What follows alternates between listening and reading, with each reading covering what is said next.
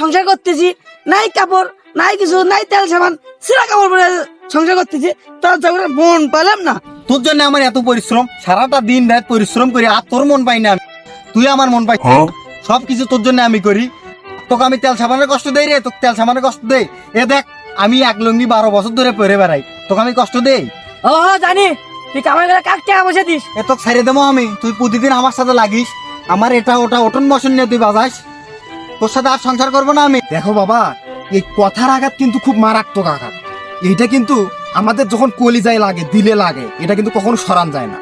যদি আমরা হাত দিয়েও মারপিট করি, একটা যদি ব্যথা পাই, ওষুধ খেলে সেই ব্যথাটা আমাদের সেরে যাবে।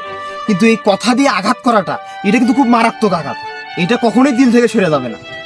আমি কি বুঝাতে চাচ্ছি তোমরা কিন্তু বুঝতে পারছো।